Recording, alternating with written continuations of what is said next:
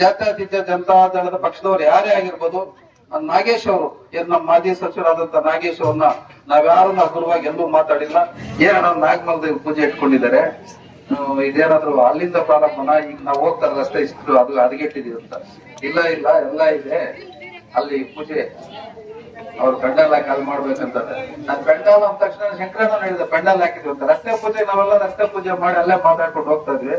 ಪೆಂಡಾಲ್ ಹಾಕಿದ್ದಾರೆ ಅಂದ್ರೆ ಬೇಡಿಕೆ ಜಾಸ್ತಿ ಇದೆ ಅಂತ ಅವಾಗ ಹಂಗೆ ಇಟ್ಟಿದ್ದಾರೆ. ಇಲ್ಲಿ ಅವ್ರು ದುಡಿದಿದ್ದಾರೆ, ಅದ್ರ ಪ್ರಕಾರ ಕೇಳಿದ್ದಾರೆ, ತಪ್ಪೇನಿಲ್ಲ.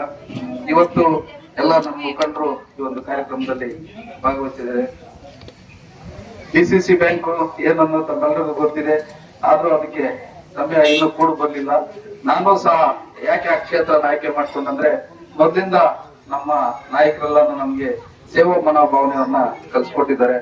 ಆ ಒಂದು ಕಾರಣಕ್ಕೋಸ್ಕರ ಆಲಂಗೂರು ಸಿನನ್ ಇದ್ದಾಗ 99ರಲ್ಲೇ ಕೇಳಿದ್ದೆ ನಾನು ಜಿಲ್ಲಾ ಡಿಸಿಸಿ ಬ್ಯಾಂಕ್ಗೆ ಸ್ಪರ್ಧೆ ಮಾಡ್ಬೇಕು ಅಂತ. ಅವ್ರಿಗೆ ಇನ್ನೂ ವಯಸ್ಸಿದೆ, ಸ್ಪರ್ಧೆ ಮಾಡಿ ಅಂತ ಹೇಳಿದ್ರು. ಮತ್ತೆ ಅವರ ನಂತರ ಆ ಬ್ಯಾಂಕಿಗೆ ಚುನಾವಣೆ ಅಂತಕ್ಕಂತ ವ್ಯವಸ್ಥೆನೆ ಬರ್ಲಿಲ್ಲ. ಅದಾದ್ಮೇಲೆ 2 ಸಾರಿ ಹಲವಾರು ಕಾರಣದಿಂದ ನಾನು ಅದರಿಂದ ವಂಚಿತನಾಗ್ಬೇಕಾಯ್ತು. ಆದ್ರೆ ನಮ್ಮ ಶಾಸಕರು ಬಂದ್ಮೇಲೆ ಅವಕಾಶ ಸಿಕ್ತು. ಆದ್ರೆ ಜನಸೇವೆ ಮಾಡೋದಿಕ್ಕೆ ಅಲ್ಲಿ ಅವಕಾಶ ಸಿಗ್ಲಿಲ್ಲ. ದೇವರು ಹೊರ ಕೊಟ್ಟರು, ಪೂಜಾರಿ ಕೊಡ್ಲಿಲ್ಲ ಅನ್ನೋ ತರ ವ್ಯವಸ್ಥೆ ಆಗಿದೆ. ಇವತ್ತು ನಮ್ಮ ಶಾಸಕರು ಏನು ಕೆಲಸ ಮಾಡ್ತಾ ಇದಾರೆ ಅದನ್ನ ಗಮನಿಸಬೇಕಾಗಿದೆ. ಕೆಲವರು ಯಾವ್ದೋ ಒಂದು ನಮ್ಮ ಸುದ್ದಿವಾಹಿನಿಗಳು ಅವ್ರು ಜನಾಂಗದ ಬಗ್ಗೆ ಕೆಲಸ ಮಾಡ್ಬೇಕಾದ್ರೆ ಜನಾಂಗದ ಬಗ್ಗೆ ಕೆಲಸ ಮಾಡ್ಲಿ, ಸುದ್ದಿ ಕೆಲಸ ಮಾಡ್ಬೇಕಾದ್ರೆ ಸುದ್ದಿ ಬಗ್ಗೆ ಕೆಲಸ ಮಾಡ್ಲಿ. ಯಾವ್ದೋ ಒಂದು ಎಲ್ಲಾ ಚಾನೆಲ್ ಯಾವ್ದೋ ಒಬ್ಬ ಚಾನೆಲ್ ಅವರು ಏನೋ ಒಂದು ಬಾಯಿ ತಪ್ಪಿಂದ ಅಲ್ಲಿ ಅವ್ರು ಏನೋ ಹೇಳ್ಬೇಕಾಗಿತ್ತು, ಬಾಯಿ ತಪ್ಪಿಂದ ಏನೋ ಹೇಳಿದ್ದಾರೆ. ಅದು ಉದ್ದೇಶಪೂರ್ವಕ ಹೇಳಿರ್ತಕ್ಕಂಥದ್ದಲ್ಲ. ನಾವ್ಯಾರು ನಮ್ಮ ಜಾತ್ಯತೀತ ಜನತಾ ದಳದ ಪಕ್ಷದವ್ರು ಯಾರೇ ಆಗಿರ್ಬೋದು, ನಾಗೇಶ್ ಅವರು ನಮ್ಮ ಮಾಜಿ ಸಚಿವರಾದಂತ ನಾಗೇಶ್ ಅವ್ರನ್ನ ನಾವ್ಯಾರನ್ನ ಹಗುರವಾಗಿ ಎಲ್ಲೂ ಮಾತಾಡಿಲ್ಲ, ಕೇವಲವಾಗೂ ಮಾತಾಡಿಲ್ಲ. ಅವ್ರು ಮಾಡಿರ್ತಕ್ಕಂಥ ಕೆಲವು ಕೆಲಸಗಳಲ್ಲಿ ನಾವೇ ಹೋಗಿ ಭಾಗಿಯಾಗಿ ಅವ್ರನ್ನ ಪ್ರಶಂಸೆ ಮಾಡಿದ್ವಿ.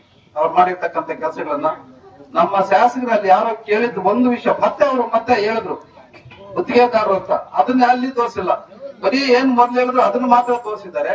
ನಮ್ಮ ನಾಗೇಶ್ ಸರ್ ಅವರು ನಿನ್ನೆ ಮಾತಾಡ್ತಾ ಇರ್ಬೇಕಾದ್ರೆ ಒಂದ್ ಹೇಳಿದ್ರು, ಏನಂತ, ಇದು 600 ಕೋಟಿ ರೂಪಾಯಿನ ಟೆಂಡರ್ ಪ್ರಾಜೆಕ್ಟ್ ಅಂತ. ನಮ್ ಶಾಸಕರು ಹೇಳ್ತಾರೆ ಇದ್ರ ಹಿಂದ್ಗಡೆ ಬಹಳ ದೊಡ್ಡ ಕುಳುಗಳ ಕೈವಾಡದಂತೆ. ಯಾಕಂದ್ರೆ 600 ಕೋಟಿ ರೂಪಾಯಿ ಟೆಂಡರ್ ಅಂತಂದ್ರೆ ಯಾವ್ದೇ ವ್ಯಕ್ತಿ ಸಣ್ಣ ಪುಟ್ಟವ್ರು ಸಿಗೋದಿಲ್ಲ. ಅದು ದೊಡ್ಡ ಕುಳುಗಳಿಗೆ ಅದು ಸಿಗ್ತಕ್ಕಂಥದ್ದು.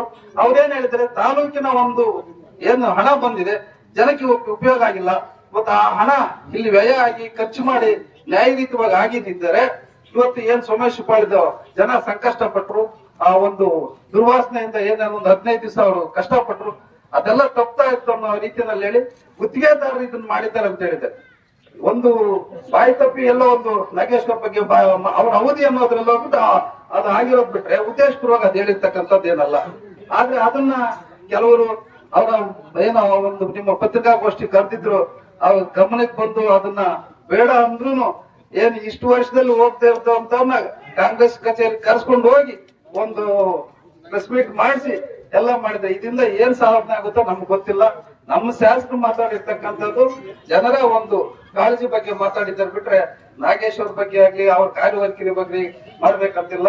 ಯಾಕಂದ್ರೆ ದಿವಂಗತ ನಮ್ಮ ಆಲಂಗೂರು ಸಿನಣ್ಣ ಅವರಿಗೆ ಒಂದು ನೆಲೆಯನ್ನ ಕಲ್ಪಿಸಿಕೊಟ್ಟಂತವ್ರು ನಾಗೇಶ್ ಅವರು. ಆ ಕಾರಣಕ್ಕೋಸ್ಕರ ಈ ಪಕ್ಷದವ್ರು ಯಾರು ಅವ್ರ ಬಗ್ಗೆ ಯಾವುದೇ ಕೇವಲವಾಗಲಿ ಹಗುರವಾಗಲಿ ಮಾತಾಡೋದಿಲ್ಲ. ಅವರು ಅವರ ಅವಧಿನಲ್ಲೂ ಒಂದಷ್ಟು ಒಳ್ಳೆ ಕೆಲಸ ಆಗಿದೆ, ಇಲ್ಲ ಅಂತ ಹೇಳೋದಿಲ್ಲ. ಆದ್ರೆ ನಮ್ಮ ಆಲಂಗೂರು ಸಿನಣ್ಣ ಅವರ ಒಂದು ಅವಧಿನಲ್ಲಿ ಏನೇನ್ ಕೆಲಸ ಆಗಿದೆ, ಶಾಲೆಗಳಾಗ್ಬೋದು, ಹೈಸ್ಕೂಲ್ ಆಗ್ಬೋದು, ಜೂನಿಯರ್ ಕಾಲೇಜ್ ಆಗ್ಬೋದು, ಇವೆಲ್ಲವನ್ನು ಇವತ್ತು ನಾವು ಯಾಕೆ ಸ್ಮರಿಸ್ತೀವಿ ಅಂತಂದ್ರೆ ನಮ್ಮ ಸಿನಣ್ಣ ಅವ್ರಿಗಾಗಿರ್ಬೋದು 2 ಬಾರಿನೂ ಅವರಿಗೆ ಒಂದು ಸರ್ಕಾರ ನಮ್ಮ ನಾಗೇಶ್ ಅವರು